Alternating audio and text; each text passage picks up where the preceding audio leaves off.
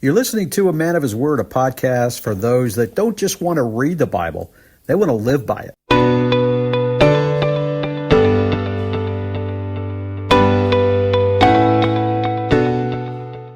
Hello, guys. Welcome back to A Man of His Word, the No Frills podcast for guys like you and me living in the real world. And, we want to look at things from that biblical standpoint, a biblical worldview, and do it without all the fluff and just the noise and distractions. You're going to have to excuse me today. I'm dealing with a little bit of allergies in my throat. So I'll try to get through this. But most things in life don't fall apart all at once. Some things do.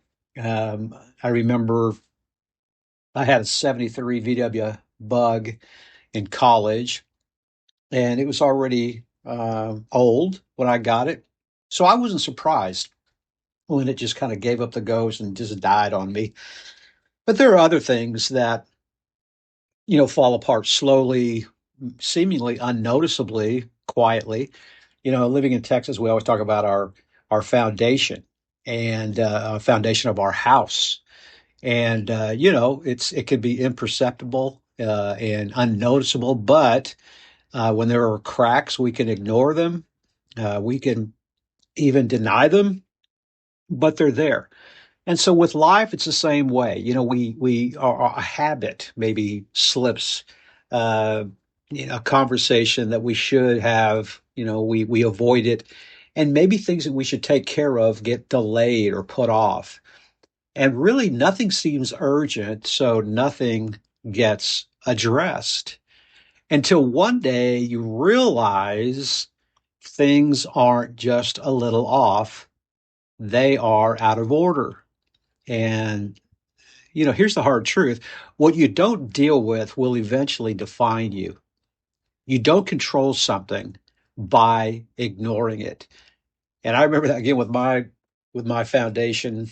There were some cracks and things that I had looked at and known about, and I ignored, and finally bit the bullet and had someone come out. And man, we had some issues, and it was costly.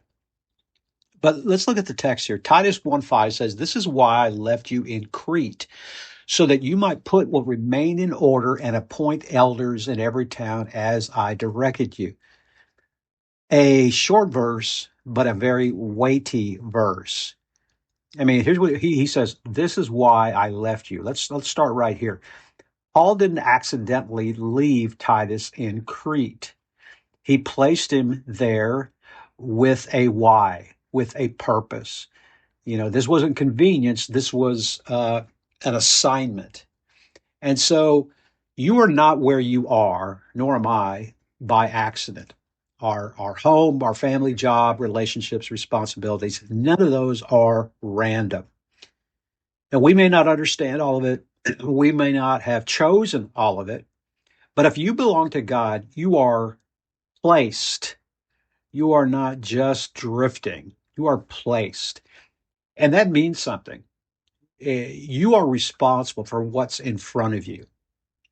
And so then he goes on to say, put what remained into order. And this is the core of the verse. The phrase put into order is extremely strong.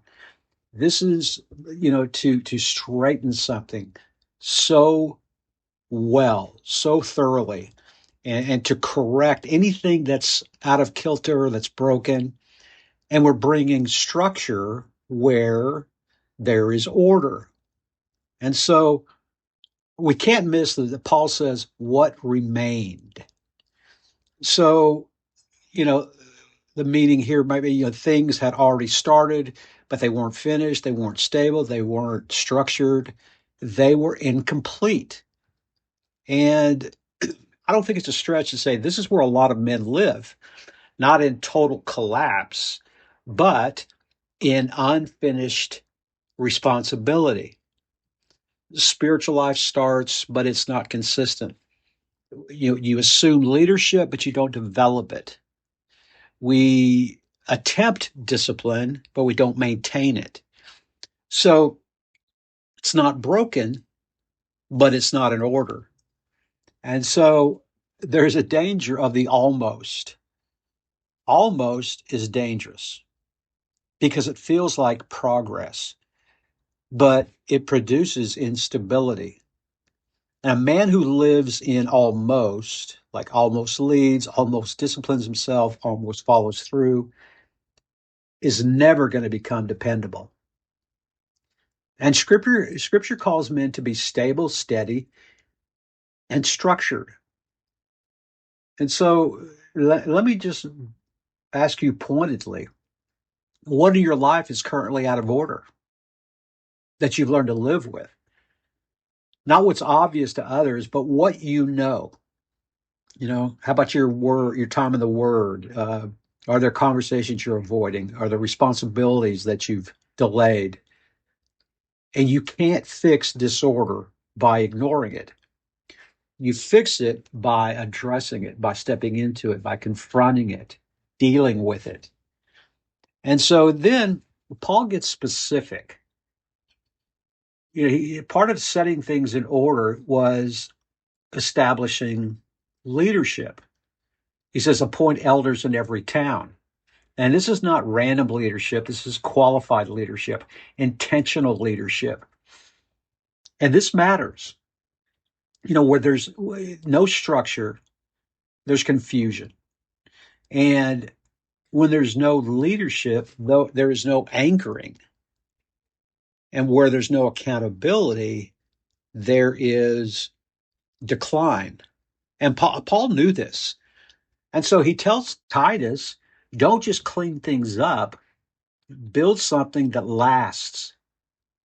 And so I know this hits home for me. You don't just fix problems, you build systems, you establish patterns, you create structure. Because if you only deal with issues when they arise, you'll spend your life reacting. But if you build structure, you begin leading. And so let me bring this where it matters most. Before church leadership, before public influence, before anything else, your home. Is your home ordered? Is it intentional? Is it spiritually led? Or is it reactive, inconsistent, drifting? Now remember, you don't need perfection, but you do need direction. Paul closes the verse with, as I directed you. And Titus wasn't making this up as he went. He was following instruction. So a truth that is very important is that men don't need to reinvent or need to invent their role. They need to follow what God has already said. And I see too often where men are guessing, they're making it up, they're improvising, or just reacting instead of anchoring themselves in Scripture. So if we're really serious about this, we need to do, I think, four things. Identify one area that's out of order, not 10, not one, and just one. And then stop ignoring it. Name it clearly. This is it. And then take a decisive action, not emotional, but intentional. And then build structure around it. Don't rely on motivation. Build a system.